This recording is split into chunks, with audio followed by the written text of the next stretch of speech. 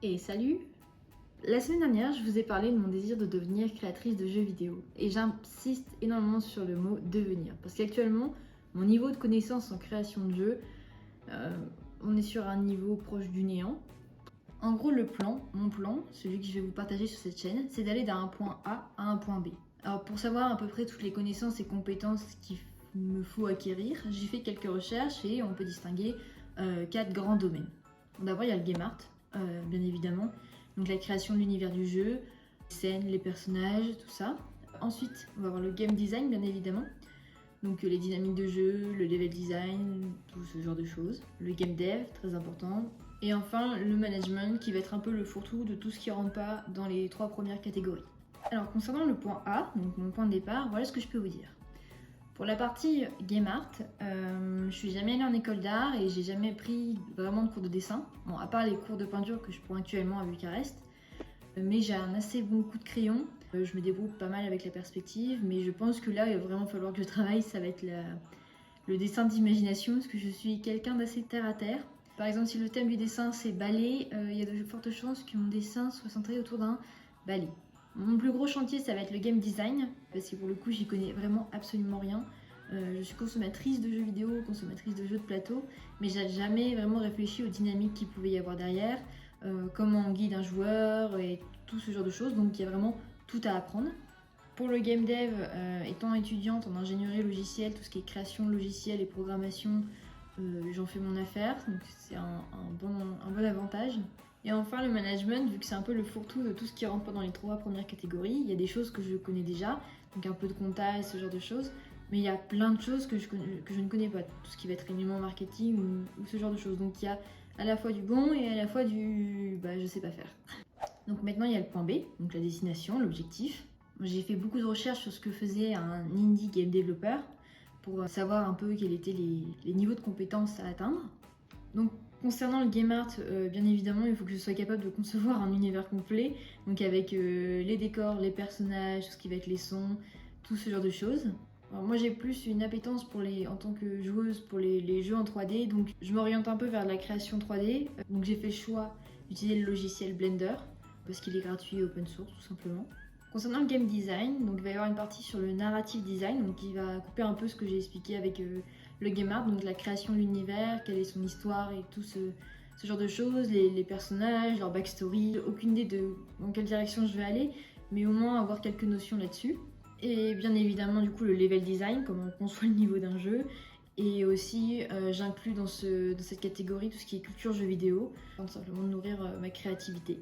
Pour ce qui est du développement, j'ai fait le choix comme moteur de jeu de prendre Unity. Il n'y a pas de raison particulière à part le fait que la plupart des développeurs que je suis utilisent ce moteur de jeu et pas Unreal, donc c'est un choix complètement arbitraire. Côté langage, je vais donc apprendre le langage C#.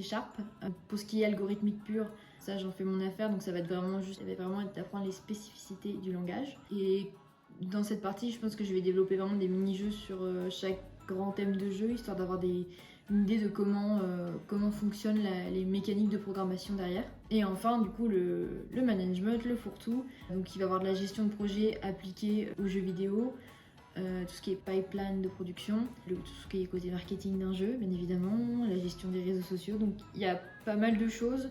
Après, il y a aussi pas mal de choses que je sais déjà. Maintenant, comment on passe du point A au point B.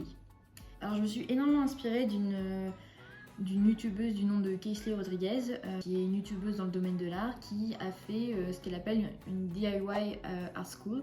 Sur le même principe, je vais faire une DIY Game School.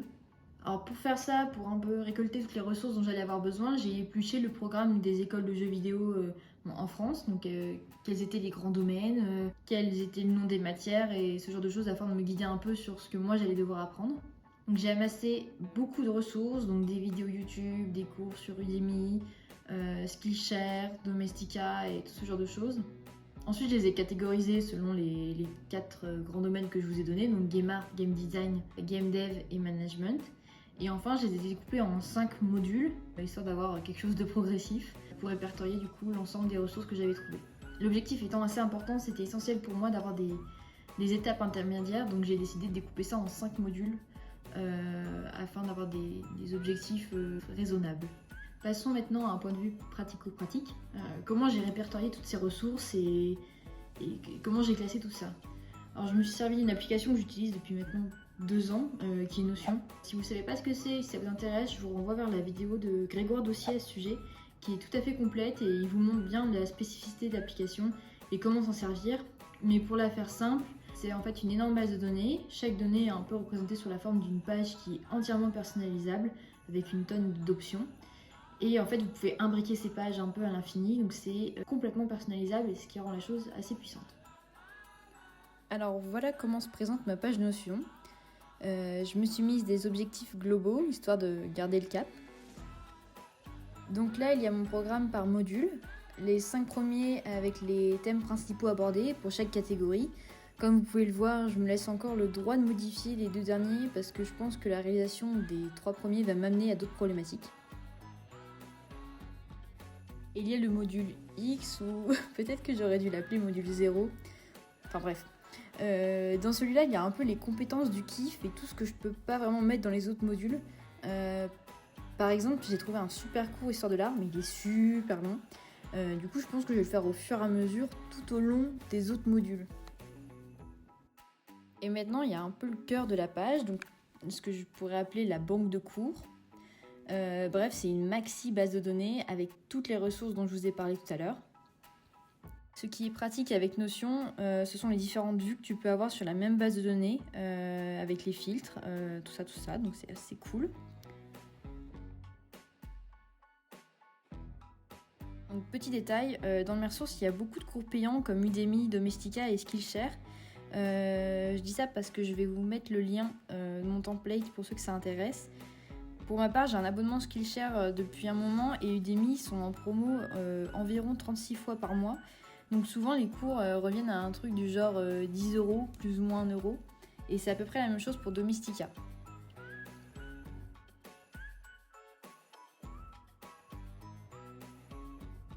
Bon, maintenant, tout ça va me prendre combien de temps? Alors pour être honnête, j'en ai pas trop d'idées. J'espère pouvoir finir le premier module avant ma reprise des cours en septembre, donc ça me paraît faisable. Mais ensuite, en fait, j'ai pas trop d'idées de comment va être chargée mon année scolaire parce que je suis en alternance et du coup, j'ai des périodes de cours qui sont hyper chargées. Et si on garde le même niveau que les 2 premières années de l'école, ça va être un peu tendu niveau organisation. Après, toujours moyen, hein, quand on veut, on peut. Mais dans l'idéal, j'aimerais passer environ 2 mois par module, plus ou moins. Donc ça reste quand même une bonne fourchette et du coup ça voudrait dire que j'aurais fini mes 5 modules, sachant que les 2 derniers sont pas complètement finis, avant l'été prochain.